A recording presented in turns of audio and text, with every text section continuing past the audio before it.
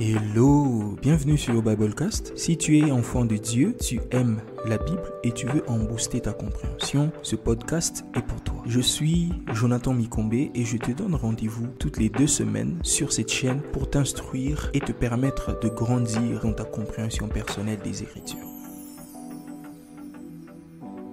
Vers la fin de l'épisode précédent, j'ai introduit des notions relatives à l'interprétation allégorique des textes bibliques en montrant à quel point ce type de technique d'interprétation pouvait nous induire vers une interprétation assez subjective de la Bible où chacun de nous trouverait dans le texte des moyens pour expliquer ses propres pensées, ses propres convictions au nom des symboles ou des allégories. L'interprétation allégorique ne doit pas être confondue avec la figure de rhétorique qui porte le même nom. En effet, la figure de l'allégorie sert à illustrer une idée abstraite en la comparant à une histoire ou à une image. Il s'y est de noter que l'allégorie est d'abord et surtout une figure de style, une figure des langages utilisée dans la Bible et elle est très similaire à la figure du symbolisme et à la comparaison. Dans l'épisode d'aujourd'hui, je vais vous présenter la façon recommandée d'interpréter les figures allégoriques dans la Bible afin de ne pas tomber dans le piège de l'interprétation allégorique. Bonne écoute. C'est quoi une allégorie ou une figure de style de l'allégorie?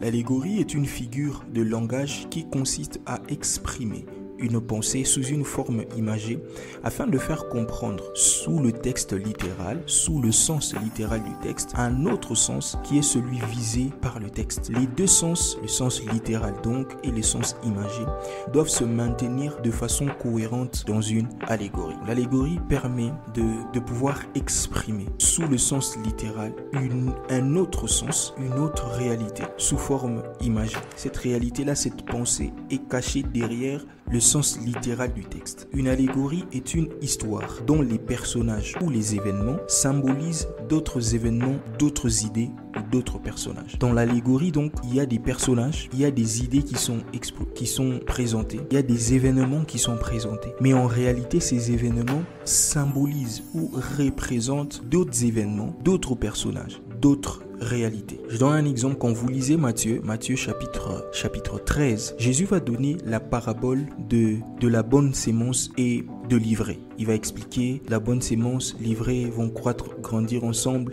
Au moment de la moisson, les moissonneurs vont venir, vont moissonner, ils vont mettre de côté la bonne sémence, ils vont mettre de l'autre l'ivraie. Et quand les disciples vont lui poser la question de savoir, explique-nous cette parabole, Jésus va ici donner les véritables images auxquelles font référence chaque catégorie de personnes, chaque catégorie d'éléments qu'il a cités dans sa parabole. Et ici, c'est clairement un sens allégorique, parce qu'il va dire que voilà, le champ, c'est le monde. Donc derrière le champ, la réalité derrière, c'est qu'il parle du monde. La bonne sémence, ce sont les enfants de Dieu. La mauvaise sémence, c'est l'ivraie. Les moissonneurs, c'est les anges. La moisson, c'est la fin de temps. Ici, c'est de façon allégorique. Jésus donne un enseignement. Derrière sa parabole, derrière chaque élément qu'il cite dans la parabole, se cache un sens que lui-même, en tant qu'auteur, attribue à chaque élément. On va y revenir un peu plus tard. C'est un genre, donc, l'allégorie, c'est un genre littéraire courant dans l'histoire de la littérature. L'allégorie, ce n'est pas un genre, entre guillemets, biblique qui n'est employé que dans la Bible. Dans la littérature, déjà, on retrouve ce sens,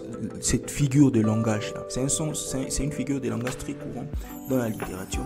Et elle est souvent employée pour exprimer indirectement des idées impopulaires ou controversées. Déjà, les auteurs à l'époque, les auteurs profanes employaient l'allégorie pour dénoncer, par exemple, certains traitements, certains méfaits de la société. Ils pouvaient monter toute une histoire, mais en réalité, derrière, ce qu'ils veulent dire, c'est pas l'histoire qu'ils racontent. Il y a une réalité symbolique dans chaque élément raconté dans l'histoire. Généralement pour critiquer les responsables, les dirigeants de pays, et même aujourd'hui, on continue. C'est vraiment quelque chose qui continue. Il y a des chants, des musiciens qui font des chants, des cantiques, où ils racontent par exemple une histoire, mais en réalité, tout le monde sait que derrière, c'est pas l'histoire qu'il raconte. Il est vraiment en train de critiquer le gouvernement, il est en train de critiquer ainsi de suite, etc. Et donc la figure de l'allégorie est généralement employé ou également employé pour exprimer métaphoriquement des idées abstraites, des vérités spirituelles afin de les rendre beaucoup plus accessibles. Et ça, c'était vraiment le leitmotiv de Jésus. Jésus utilisait très souvent les allégories pour pouvoir rendre plus accessibles des réalités spirituelles. Vous pouvez parler, par exemple, encourager ses disciples, susciter l'envie de toujours prier dans la vie de ses disciples en racontant par exemple l'histoire d'un juge inique et d'une femme qui venait chaque fois casser les oreilles du juge, dans Luc chapitre 18 par exemple. L'allégorie est généralement employée pour rendre accessibles des vérités spirituelles. Il y a deux choses que l'on doit retenir de la définition de la figure allégorie. La première des choses, c'est qu'il s'agit d'une expression indirecte d'une idée. Parce que vous devez savoir que quand vous lisez un texte biblique et que vous voulez appliquer, vous voulez savoir qu'ici, il s'agit d'un sens allégorique qui est employé.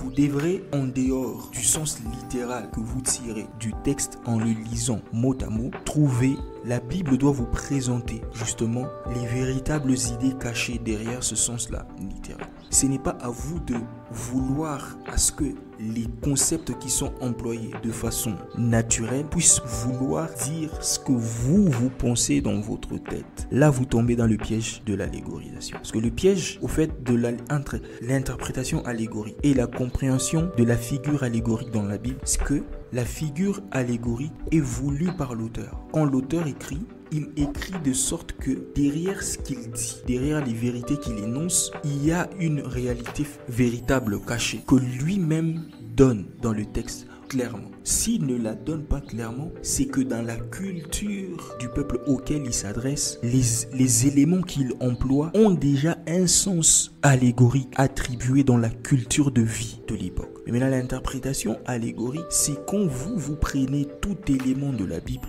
et vous lui attribuez un sens allégorique de par vous-même. Là, vous tombez dans le piège de l'interprétation allégorique. Donc, la première des choses, c'est de savoir qu'il y a une expression indirecte d'une idée. L'auteur exprime de manière indirecte certaines idées. C'est l'auteur qui les exprime, j'insiste. La deuxième des choses, c'est que la figure allégorique est employée pour rendre beaucoup plus accessible des vérités abstraites et spirituelles. Ça ne devrait pas être l'inverse. On emploie des mots simples pour expliciter, pour rendre plus clair des vérités spirituelles et des vérités abstraites. Alors, comment la figure allégorique est-elle employée dans la Bible? Dans la Bible, très souvent, les allégories sont employées pour illustrer des vérités spirituelles ou préfigurer des événements à venir. Elles sont généralement employées dans les paraboles. L'un des premiers éléments bibliques où la figure allégorique est employée, il s'agit des paraboles. J'ai donné ici déjà deux exemples de paraboles. La première parabole, la parabole de l'ivraie. La seconde parabole, la parabole du juge inique de la veuve. Il y a encore une autre parabole, par exemple la parabole du sémeur, où Jésus dit qu'un sémeur est sorti pour s'aimer. Une bonne partie de la sémence est tombée dans la bonne terre, une autre est tombée en cours de route, une autre est tombée dans un milieu rocailleux, une autre est tombée dans un milieu épineux.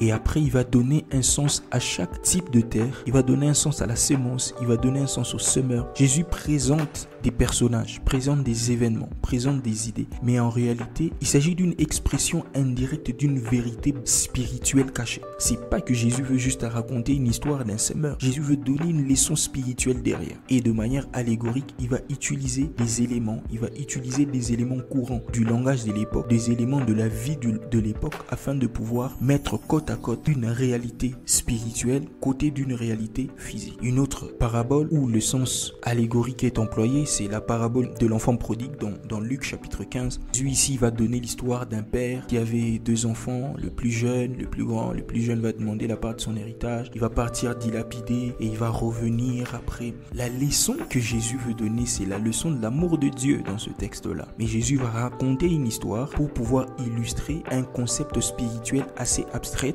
de sorte que les hommes puissent comprendre comment est-ce que Dieu nous aime de par l'histoire que Jésus va. Là, il s'agit de la figure de l'allégorie. Le deuxième type de textes bibliques où l'allégorie est très employée en dehors des paraboles. Elle est aussi très employée dans les visions prophétiques. Quand vous lisez par exemple la vision de l'aigle dans l'Apocalypse, c'est vraiment de façon allégorique que les éléments sont cités. Que ce soit la vision de Daniel, la vision de la statue ou de la pierre qui tombe de la montagne sans les secours d'une main. Quand vous lisez les visions d'Ézéchiel, c'est très généralement les sens allégoriques qui est employé. Pour finir, je vais vous donner 2-3 conseils. Le premier conseil, c'est que le sens allégorique est d'abord et premièrement textuel. Le sens allégorique est un sens textuel. L'allégorie se trouve dans le texte. C'est le texte qui est employé de manière allégorique.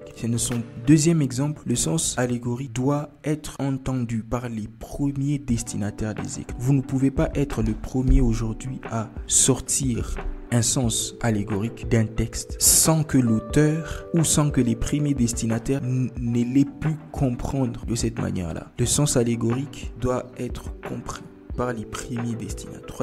Troisièmement, tout texte biblique n'a pas forcément un sens allégorique ou un sens spirituel caché qu'il faut chercher à découvrir à tout prix. Ici, c'est là que plusieurs tombent dans le piège de l'allégorisation de la Bible. Parce que tout le monde croit que le texte biblique, tout texte que l'on lit, en dehors du sens littéral il a un sens spirituel caché qu'il faut chercher à tout prix. Et c'est là que chacun va attribuer un sens à toute chose, un sens spirituel à tout texte, de sorte même à dénaturer le message premier du texte. Le texte biblique n'a pas forcément un sens spirituel caché.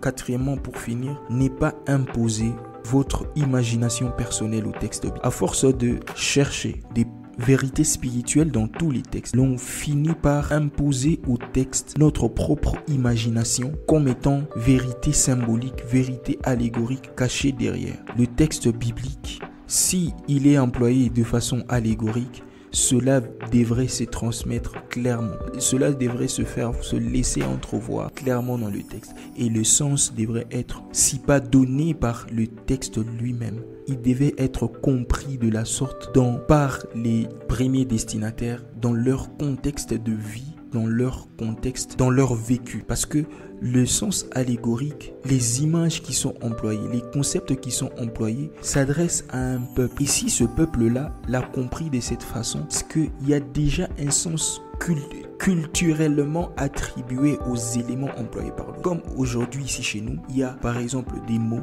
il y a des concepts qui, en dehors de leur sens, de leur premier sens, dans l'imaginaire collectif, on leur attribue un autre sens. De sorte que quand quelqu'un emploie ce concept-là, nous comprenons directement le véritable sens qu'on attribue de façon allégorique. De même, à l'époque de la vie des hommes bibliques, ils avaient aussi cette façon de faire. Alors c'est tout pour l'épisode d'aujourd'hui. Je vous donne rendez-vous dans 2 semaines pratiquement pour notre nouvel épisode où on abordera le sens spirituel dans les Écritures, le 4e sens. Donc, si vous avez raté les 2 premiers épisodes où on a introduit les sens des Écritures, je vous suggère de rentrer sur notre chaîne YouTube ou sur votre plateforme de podcast et de retrouver le sens littéral et le sens symbolique. Dieu vous bénisse.